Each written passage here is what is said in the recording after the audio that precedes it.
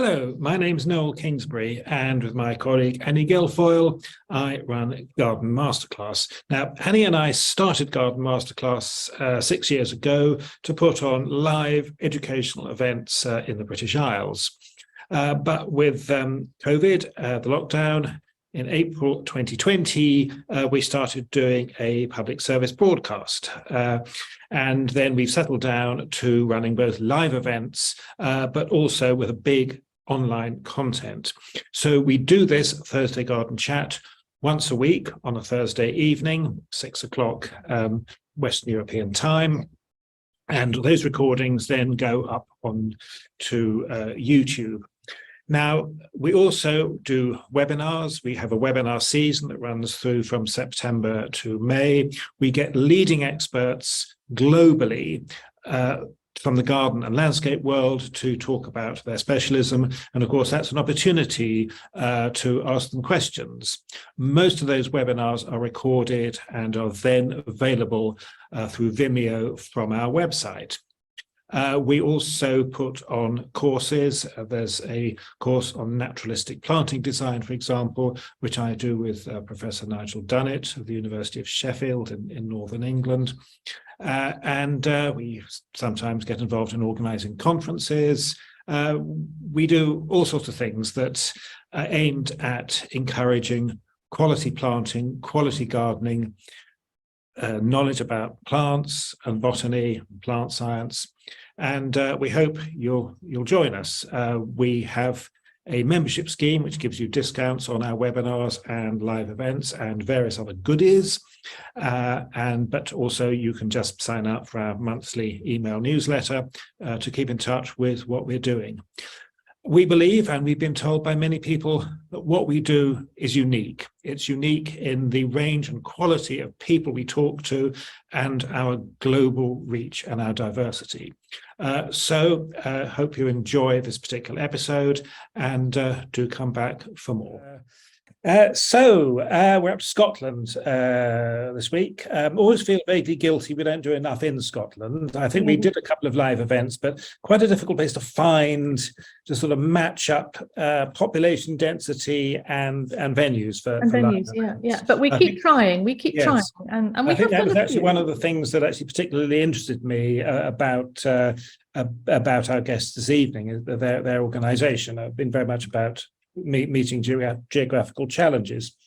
Last year, I was working on producing some teaching materials for RHS Level 2 certification, which is dramatically different to the old RHS Level 2. There's a lot of new stuff in it, very much about horticulture and community. And horticultural therapy was one of the topics we were covering. And so I was casting my net, looking around for organizations I could do a couple of paragraphs on as a case study, and eventually I settled on Trellis, which is how I came across them. And I thought it would be good to invite them to Thursday Garden Chat, because we've sort of covered HT type issues, but never sort of really focused on it. And we could have the Scottish focus as well. So I'd like to welcome Fiona Thackeray, who's CEO of Trellis Scotland, and Emma Martindale, who's the Training and Standards Officer and one of their field workers. So one of you is going to kick off with a presentation, I believe. I am, and it's our very great pleasure to be here. Thank you for the invitation. I'm just going to share some slides. Can everyone see those? Yes, we can. Yeah. If you can enlarge them from yeah, that's it. Perfect. Looking great. Yeah. Great. Okay. There, the clicker's working, so I'll just kick off. I hope there's nothing obscuring the screen at the bottom. Sometimes some of my bottom it's all looking fantastic, Fiona. Yeah. Fantastic. Then we shall begin. So welcome everyone, and thanks for your attention and your interest in this subject. We are immersed in social and therapeutic horticulture. We could talk about it all night, but we will try to just stick to the allotted time. And I try to remember to add on the social bit, because this kind of indicates that we embrace quite a range of projects, including projects that are less medical and less sort of strictly therapy based than you might imagine. And what we mean by this is the practice of using gardening to help people to help themselves. And that bit is quite crucial, because in gardening, in the practice of using gardening therapeutically, there isn't this emphasis on a sort of all-knowing therapist who's going to fix you. It's very much a support or a facilitator to help you to garden, or to get the benefits out of gardening yourself by interacting with it, engaging in some way. And yes, so I work for Trellis and have done for many years, and Emma, my colleague, is here with me too, and has worked for us for many years in a freelance capacity, and more recently as a training standards officer. So today we plan to cover what we mean by social and therapeutic horticulture, or STH, our own aims and services, our network of groups. These are people that deliver therapeutic gardening across the country, and what they excel at, what they do really well, and the difficulties and obstacles they face. A little bit about the design of therapeutic spaces, so the doing versus the being. So the design is just being in a garden, and the design sort of working its magic on you just by being in that space, you feel better. And then the doing is the program of gardening activities. So you'll hear us sort of define these terms a little bit more as we go. And then a little bit just about an overview of some of our services and some of the events that you may want to join in or review on YouTube for past events. Our seminar series, which is an international online event that began in lockdown and has now run 3 years, and we plan to keep it going because it's been such a success and such a chance to learn. Our annual conference, which was cancelled in March 2020 with 170 odd bookings, and is now being reinvigorated and relaunched in November coming. We also have online learning courses, and we are setting up the UK professional body for therapeutic horticulture, and some recognised training courses for practitioners. So all that to come.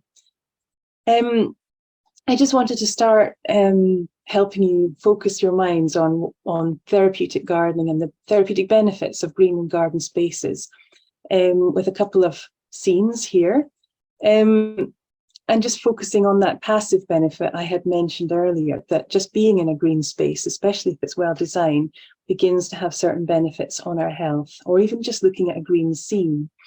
And there is some interesting research evidence about that. So, for example, Dr. Roger Ulrich, who's quite famous in our field, did some studies in the 80s in the US, looking at patients who had had gallbladder surgery. And some of them were in a ward facing a wall through the window, and others had a green view of a garden or a green space. And guess what? The people with the green view seemed to get better faster, need fewer analgesics, pestered the nurses less, reported fewer problems and complications. So there did seem to be something quite special about just that green environment having some effects on our health at a basic level. And the mechanisms are still a little bit mysterious, but we are starting to see them unpicked in different ways in the research side of this field. Equally, in prisons, we see that behaviour and immunity actually is improved by having images of nature or a view to a green space. Some of these research references are on our website if you want to check out more. And we also have a list at the end of the presentation tonight. I'm just going to hand over to Emma now. Great, thank you, Fiona. Hi, everybody. So we wanted to include a slide just to help people understand what we call social and therapeutic horticulture. And the way that we kind of define it at the moment, although it's very much a work in progress, is that it's a process where trained practitioners use plants and gardening to work with people to help them improve their well-being. So that might be their physical well-being, like a rehab project. It might be their psychological or emotional well-being, or it might be that they're improving skills or employability and confidence. So there's lots of different benefits. And we thought, given who you all are, you'll probably feel these benefits yourself, so we wouldn't go into those too much. But it really is the bringing together of two areas. So there's the horticulture part, the gardening part, and the health and care part, both being very important. And then there are some unique skills that practitioners have in terms of bringing those together. So being able to adapt gardens and gardening and the tools we use and the activities to the people who are taking part. So we tend to avoid at the moment the term horticultural therapy, because therapy or therapist is a regulated term. And at the moment in the UK, the term that tends to be used both in Scotland, England, the rest of the UK, is social and therapeutic horticulture. And that term varies depending on which country you might be looking at, but that's where we are right now for the UK. So next slide, Fiona. Thank you. So we just wanted to give you a really brief overview of the type of geographical spread of the projects in the Trellis network. So we support all sorts of different projects in all sorts of different settings, and I'll come back to that in a minute. We have, I think we're up to over 500 projects now, and they are spread across the whole of Scotland. You can see that there are more where you would imagine, kind of around the cities like Glasgow and Edinburgh, also around Perth, where the Trellis office is. But they spread all the way up right into the Highlands and Islands and down into the Scottish borders as well. And just to kind of give you a little bit more of a background about Trellis, so we are the network in Scotland for therapeutic gardening, and we are aiming to help anyone who wants to access therapeutic gardening as an intervention for them, to be able to access that in a really high quality way. And we do that in quite a lot of different ways. So we help projects to access one another so they can exchange knowledge and skills and good practice. We provide various types of training for practitioners, and that's an area of growth for us at the moment as well. We have this fieldwork team who cover the whole of Scotland. So still am one of the field workers. So we go out to help projects get up and running, or if they have any issues, we might be able to support them with. We might train up staff or help them maybe adapt to a particular new therapeutic group, or to adapt their garden to meet the needs of the people they're working with as well.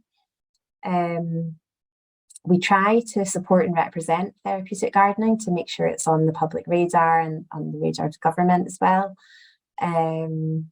And we also try to promote just knowledge around the fact that gardening is good for your health and well-being. So I mentioned already, I think, that we connect projects up, and another big part of the fieldwork role is helping new projects. So that's a really interesting part that I always quite enjoy, is supporting projects to get up and running. Okay. And this slide just gives you a summary of the types of projects that are in the network. So we tend to define social and therapeutic horticulture as supporting people with an identified diagnosis or an identified need.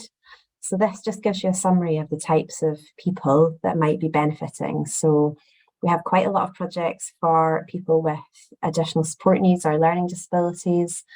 Lots of projects supporting people with their mental health, older people and people with dementia, and you'll see the groups, so I won't read them all out, but we do have quite a large chunk of our projects that support quite a variety of different groups all in the same project. So that big orange chunk around the side is projects that are supporting a variety of different client groups, and we see that pretty often.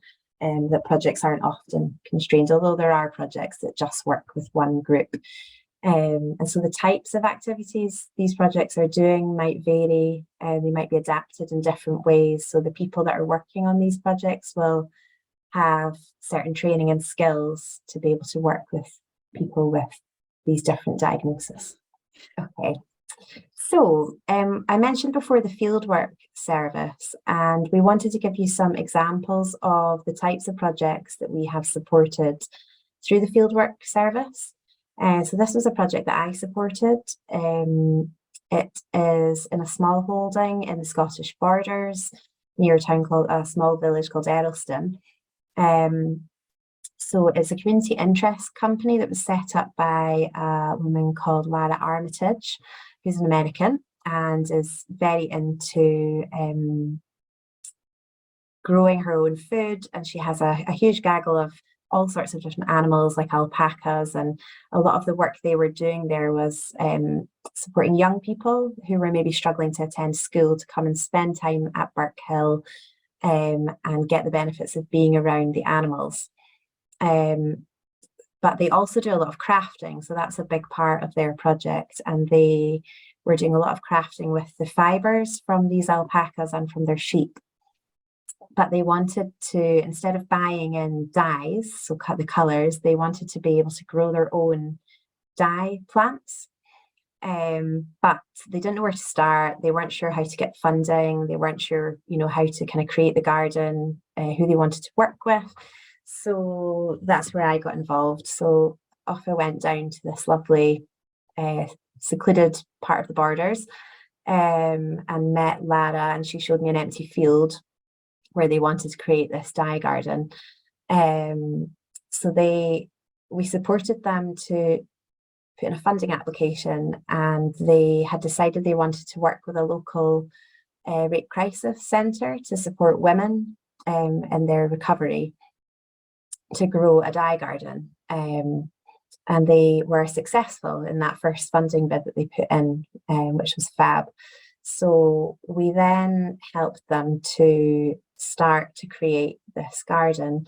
They didn't have a lot of funding for materials, so we tried to make use of whatever we had there. They had a lot of slate and a lot of nice natural stone that we could use for creating edges of beds, and a lot of access to wood chip for paths. So it was a simple garden, but they just wanted to be able to grow their own dye plants and use them for crafting alongside these women as a mode of supporting their recovery.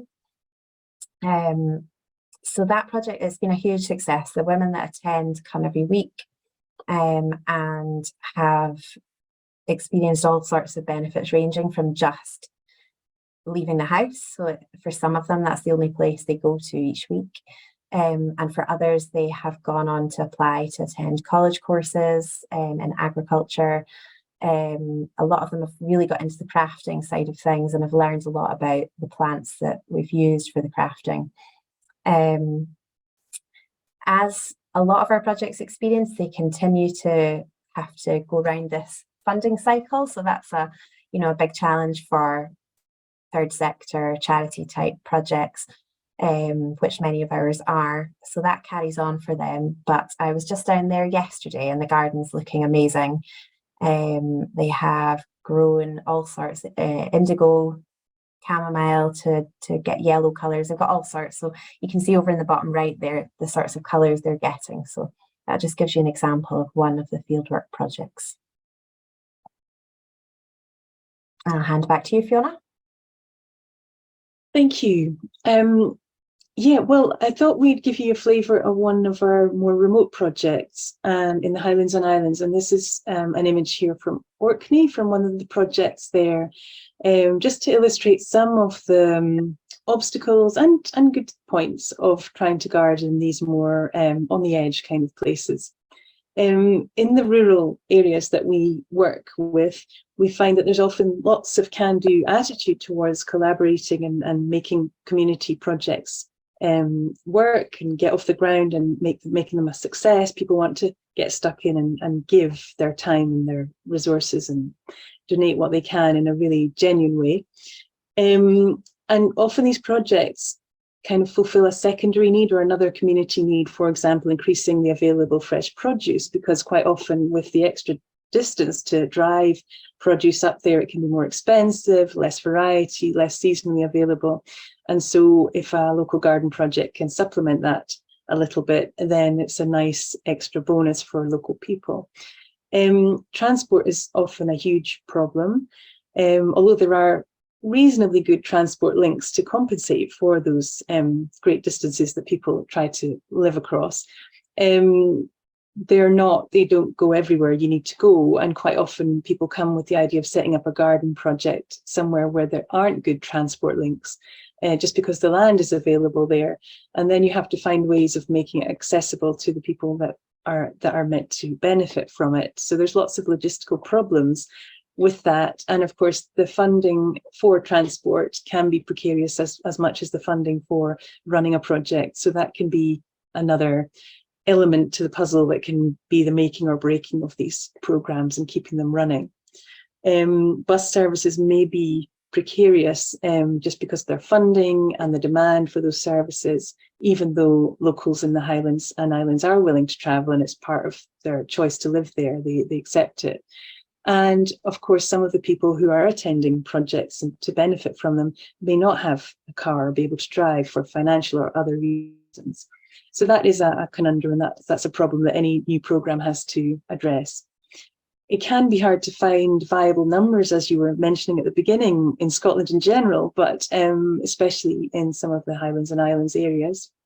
And there's an interesting question about stigma sometimes, although I think probably things have moved on. A few years back, I visited the Western Isles, and in Benbecula, it's a long skinny island with a sort of causeway in the middle, and you can see both sides, really, the sea from one side of the island to the other. So it's a narrow stretch in the middle, and the project was located somewhere there in the middle, this gardening project that I was visiting. And so people could see the person walking to this garden, and they knew that's the mental health project. So there is this sense of potentially of stigma, especially in rural villages where everyone knows everyone else's business. You know, you may not be able to have the privacy that people attending a program in a big city would have.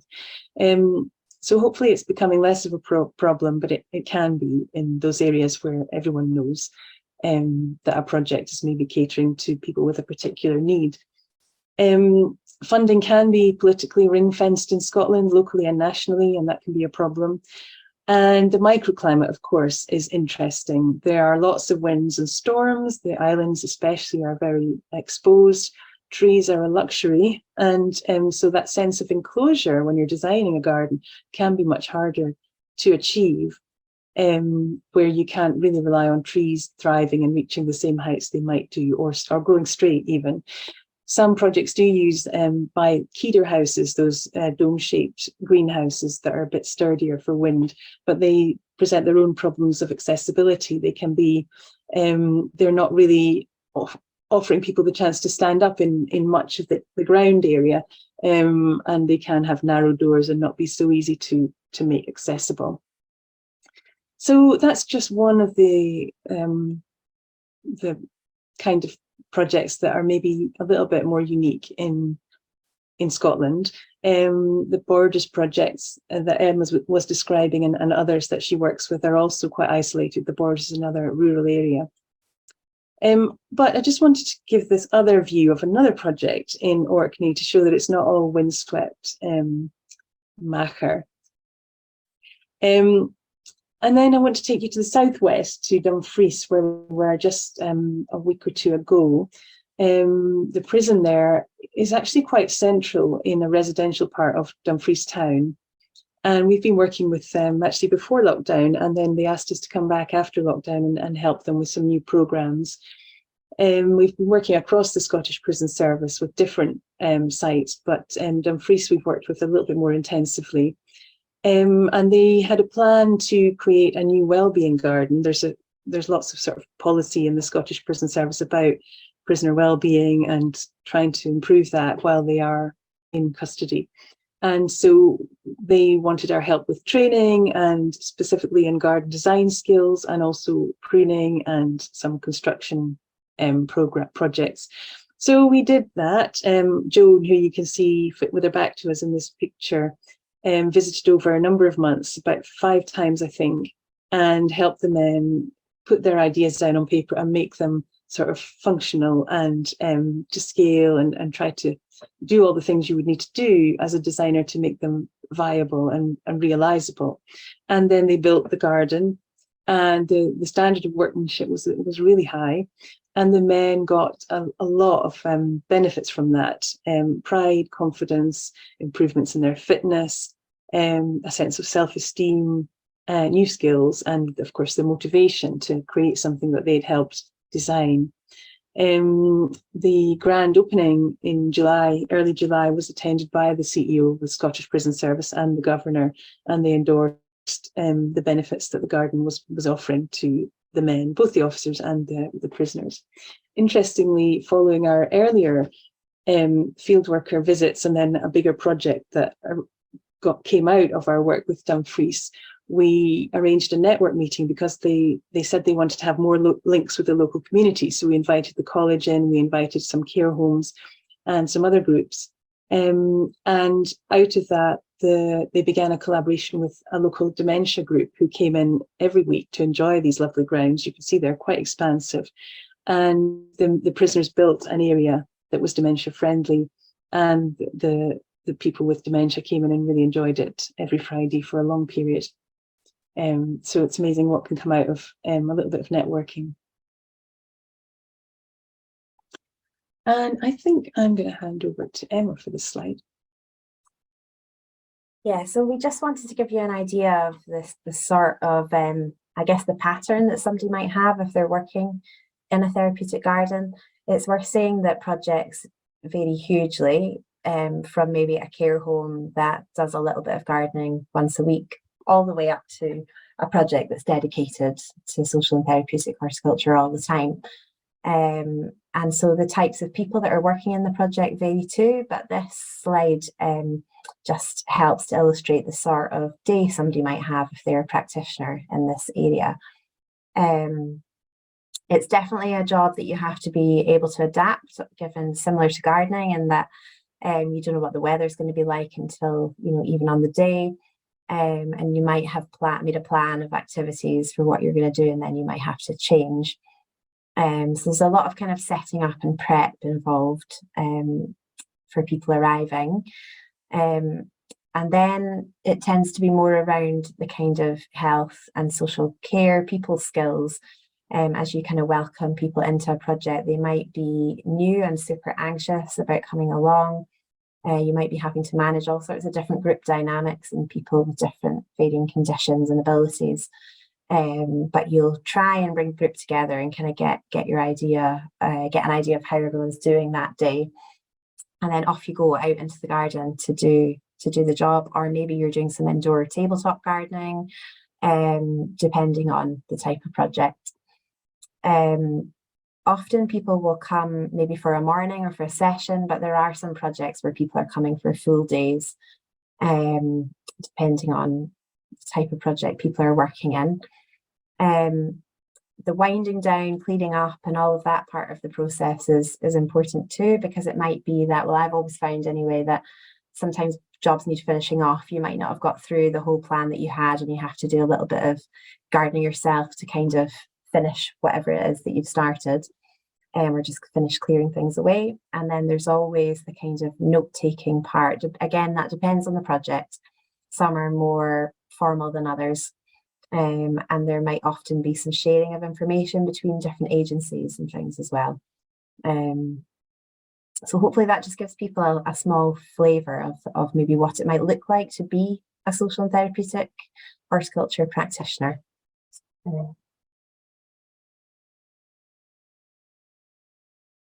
We just wanted to mention around the garden design, and this will be, I'm sure, an area that you all know a lot. Well, you definitely all know a lot more about than we do in terms of garden design.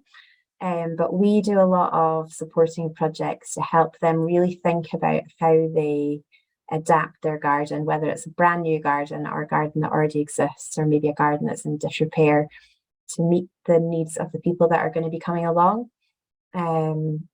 And there's a lot of different ways that we can support projects to do that, whether it's making sure it's wheelchair accessible, making sure paths are wide enough, making sure that there are wheelchair accessible raised beds at different heights, that they have tools that can meet the needs of all sorts of different people, maybe somebody who can't bend down and needs a long reach trowel, or somebody who needs to use a much lighter watering can than somebody else. There's a lot of different things that we can do to adapt a project to meet the needs of the people that are coming. And also just the space itself. So making sure that it's inviting, that there are areas where people can get away if they need to have some space. And again, there are particular sorts of design issues or things we might want to take into account. Perhaps if someone has dementia, we like to think about the paths being, leading someone back to the beginning again, so that people can just be as independent as possible as well. So We often talk to projects about making tools accessible, having watering cans right there. Maybe that might be in a care home, so that people can continue to garden just as they might have done in their own home. This is an area that's constantly developing in terms of the research, and we try to keep a keen eye on new developments in that area from all over the world. So yeah, that's just a whistle-stop tour of quite a big area.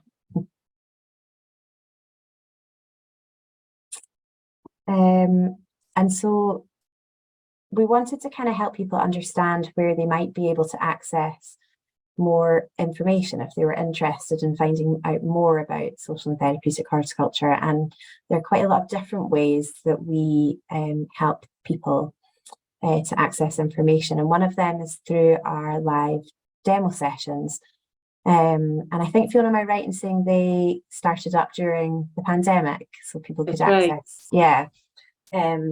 So we run all these sessions. They're free to attend, and they are kind of geared at people who want to either have a go at home or maybe support a group of service users, patients, clients, or any other group to have a go. There are all sorts of different times, and you can book on the Trellis website, and they cover a large variety of topics, ranging from kind of more horty type sessions like growing tomatoes or marigolds or taking cuttings or houseplants, all the way over to more kind of crafty things, because we do a lot of tabletop activities, perhaps maybe for people who can't get outside quite as easily.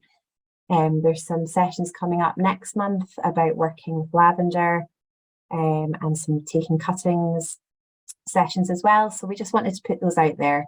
They are pretty well received, and we tend to get pretty good feedback from people who come along. So you're welcome to come if you'd like to join us.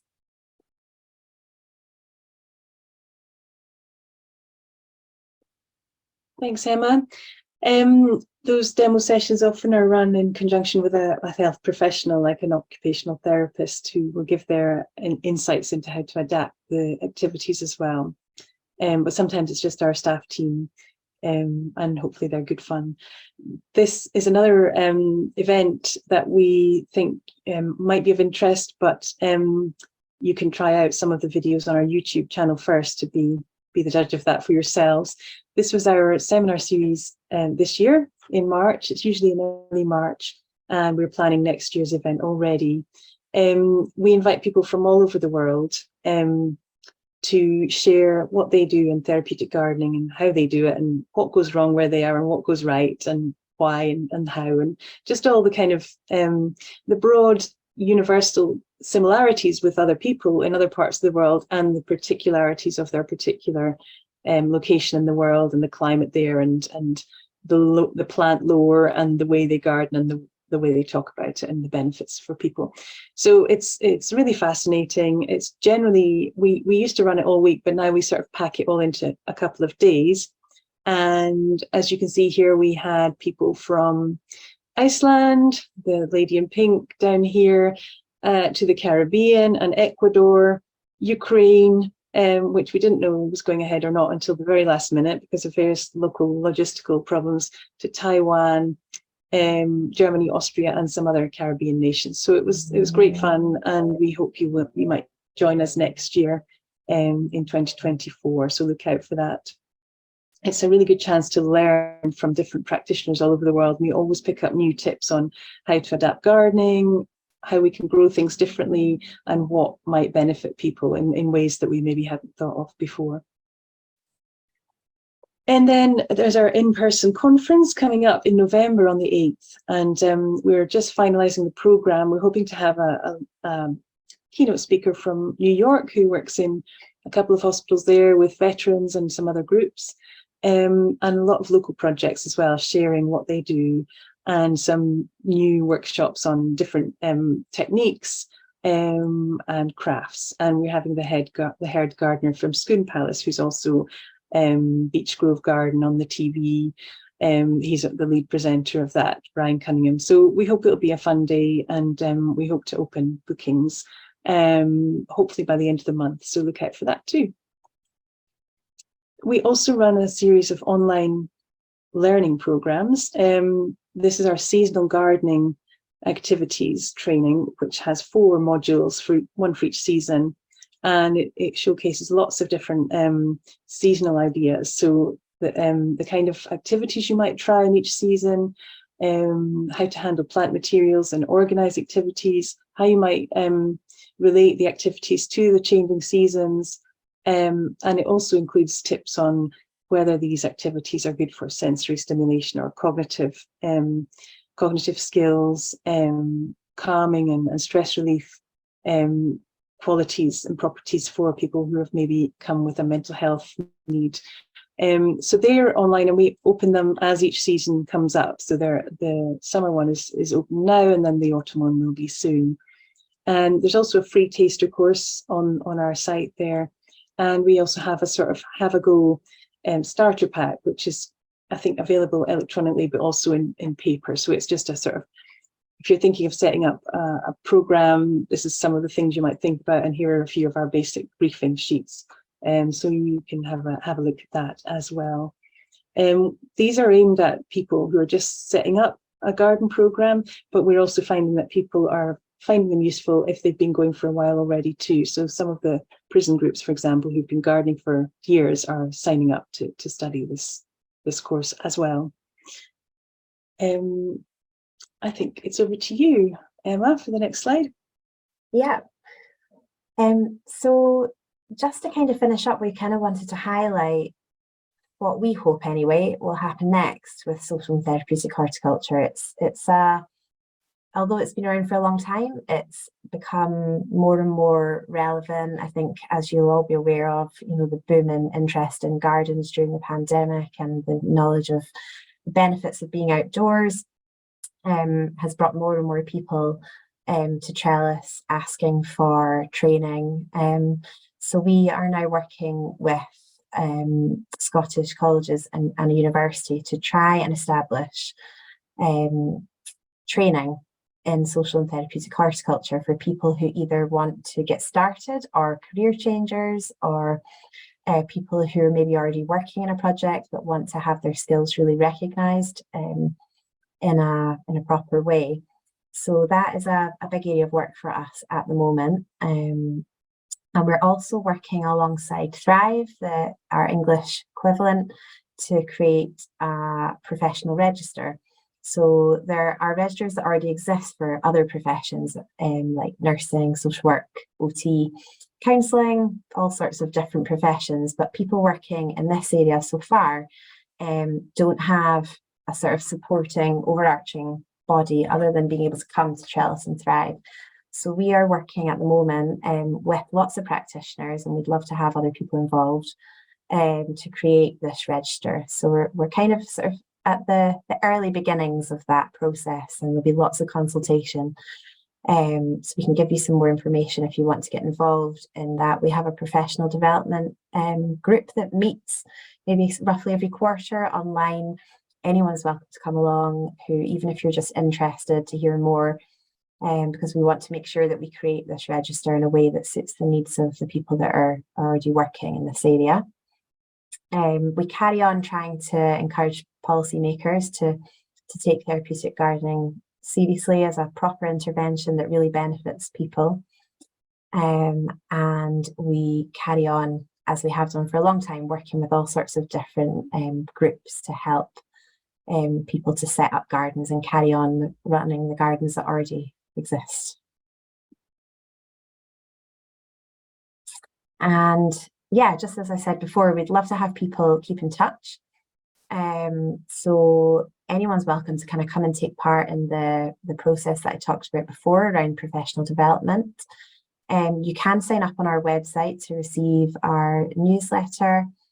We'd love it if you came along to any of the conference or the seminar series next year, or I'd love to see you at any of the online demo sessions. We've put Fiona and I's email addresses up there because we're happy to hear from you. And you can also follow us on Instagram, although we're not hugely active, we're trying our best. And that's the website too, just if you want to keep in touch. And unless Fiona's got anything else to add, I think that's us. Thanks, Emma. Just to mention World Therapeutic Horticulture Day, which will likely be in May sometime 2024. Look out for that, and you're welcome to join in. It's really about sharing what you're doing in this field. So it's a worldwide event and everyone taking part equally. Thanks. We hope you've enjoyed our presentation, and we're open to any questions you might have. There's some research references here which we can share afterwards. There's also a research page on our website if anyone's interested in further reading. Thank you. Thanks. Thank you very much. Thank you. Thank Great. you. That was a good overview of what you do. Yeah, can I start the questions off by asking both Emma and Fiona what your backgrounds are? So have you got backgrounds in horticulture or in care or social care? I mean, would you like to both just say what led you to where you are now? Well, shall I go first? I studied psychology and did my master's 100 years ago in Glasgow, and then moved to worked overseas with actually some conservation projects working with sea turtles, because I was offered some PhDs, but they all involved number crunching and sitting in a dark room. And I thought, I sort of ran away and worked with sea turtles and came back and ended up in Bristol and fell into this field, which happens to a lot of people. It's a sort of occupational hazard. You trip and fall into this field, and discovered this St Werburgh City Farm in Bristol, which had... Yes, I know it well. We live at the end of your road, isn't it? Yeah, Noel? more or less the end of my road. Yes. Yes, no, it's a very special project, and one that's actually been, I think, really successful. Mm-hmm. In fact, I wrote about this for this RHS certificate as well, because it was just it is a model of something that has survived a long time. It's a really marvelous place. Oh, great. Oh. So I started therapeutic gardening there, and then I went and studied horticulture with the RHS at Bristol University in Botanic Gardens, and then went overseas and did some more in Brazil, actually, therapeutic gardening with visually impaired students in a residential setting. We built a garden there. And then I came home and actually worked with Thrive for a few years. They were hiring, setting up the network in Scotland. And then we set up Trellis, and the rest is history. Wow, that's amazing. What a lovely journey into what you do now. And Emma, what about you? Mine isn't quite as international. That's okay. No sea turtles involved in yours. No sea turtles. So I my first degree was in ecology. Outdoors has always been my thing. So after that I worked in various kind of ecology roles, and also fell into a city farm, but the city farm in Edinburgh, Gorgie City Farm, and started working on the garden project there. Working with all sorts of different groups, kids in foster care, adults with learning disabilities, and thought, well, I love this, but I don't have the training really to work with the people. So off I went and did a master's in social work. And then with the plan of always bringing the two areas back together again. So then I social worked for 10 years while also gardening at home in various projects, and then did my RHS training while I was social working. And always worked freelance for Trellis here and there until I eventually, a couple of years ago now, took the plunge and returned back to, so I've stayed registered as an independent social worker, but also now work for Trellis and as a gardener stroke therapeutic gardener. Right. Yeah, so great. We're hoping not everyone in the future has to go down such a convoluted track, although it's made it very interesting, and it gives you lots of life experience. I'm sure it's beneficial too to have such a varied background as well. And how is Trellis funded fundamentally? I mean, how do you? That's what I was going to ask. Yes. So how do it's the horrid question, isn't it? How do you keep going?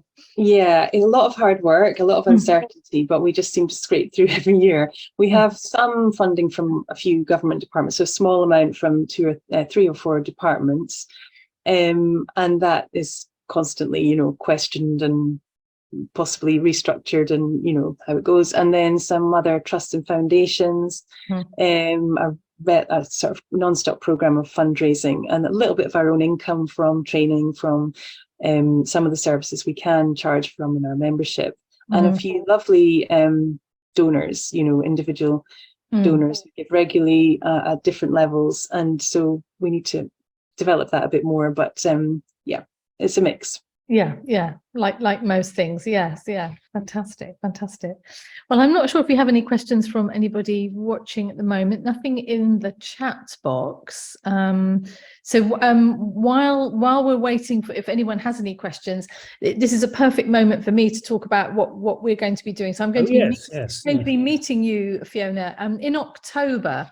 This is not a garden masterclass event per se, but we are sponsoring it.